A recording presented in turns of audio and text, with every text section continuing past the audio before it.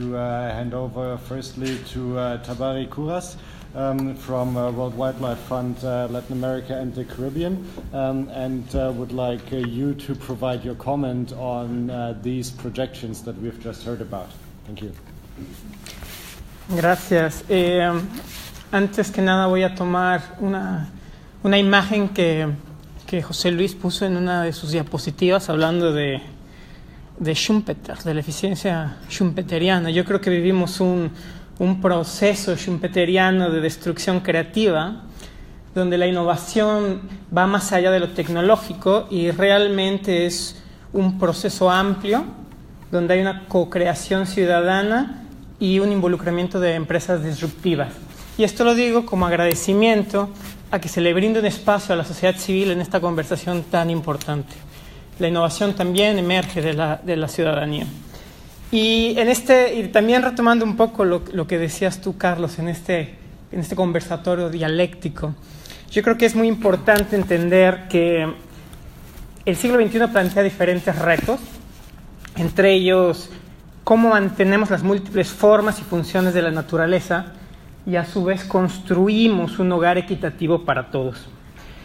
Y aquí la pregunta clave es cuáles son esas mejores decisiones que nosotros podemos tomar en el ámbito energético o en el ámbito minero para consagrar esos dos elementos.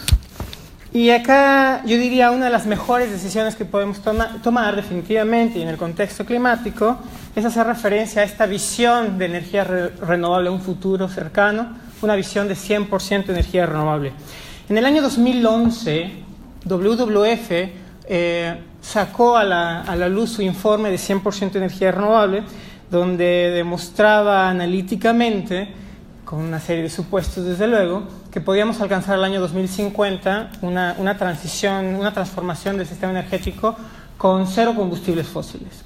Ahora, la clave de ese escenario, y muy importante para esta conversación, era la reducción de la demanda, la eficiencia energética. Y ahí me parece que empieza con lo fundamental.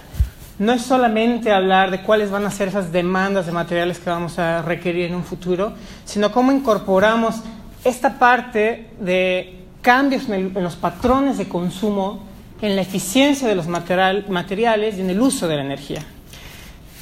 3 años después del informe de 100% renovable, WWF en el 2014 publicó su estudio de materiales críticos para la transición hacia un 100% renovable, donde abordamos precisamente cuáles eran estos cuellos de botella en términos de los materiales como el cobalto, el níquel, el acero, el cobre, que se iban a requerir para llegar a esa transición, a ese 100% de energía renovable. Eso fue en el año 2014.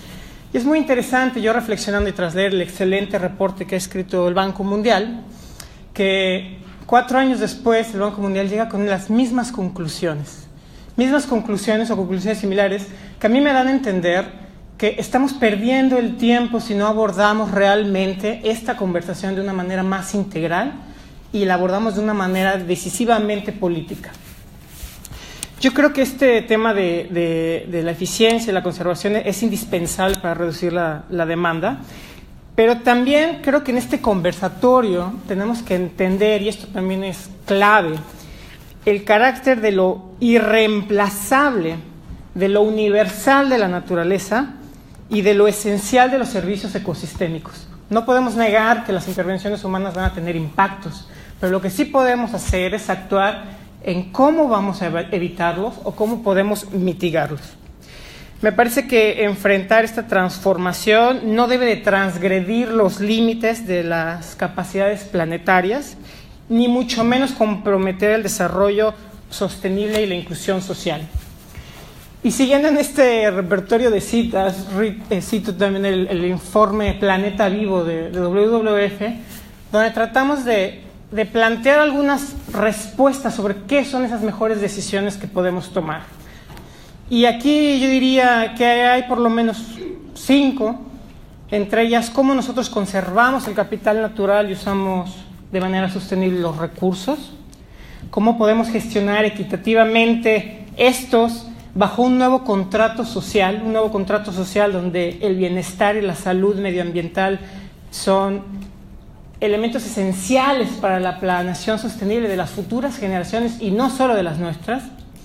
¿Cómo podemos redirigir los flujos financieros y apoyar a la conservación y la gestión sostenible de los recursos, pero no bajo cualquier escenario, sino alineándolos a los objetivos del desarrollo sostenible y sobre todo a esas 880 gigatoneladas de emisiones de dióxido de carbono que aún podríamos emitir en un escenario no de 2 grados centígrados, sino en un escenario de menos de 2 grados centígrados, que es parte de los objetivos del Acuerdo de París.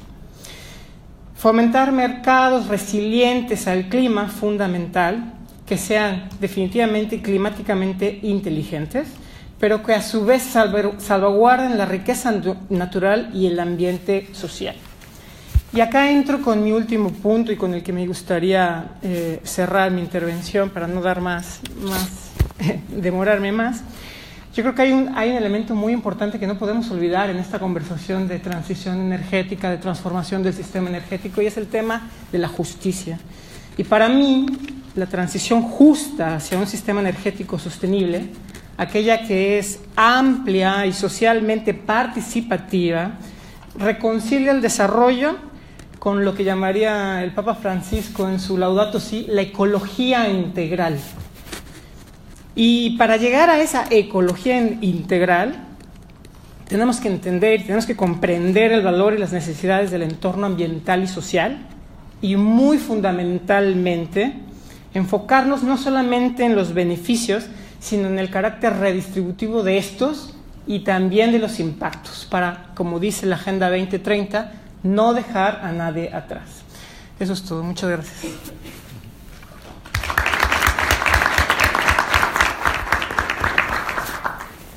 Thank you very much.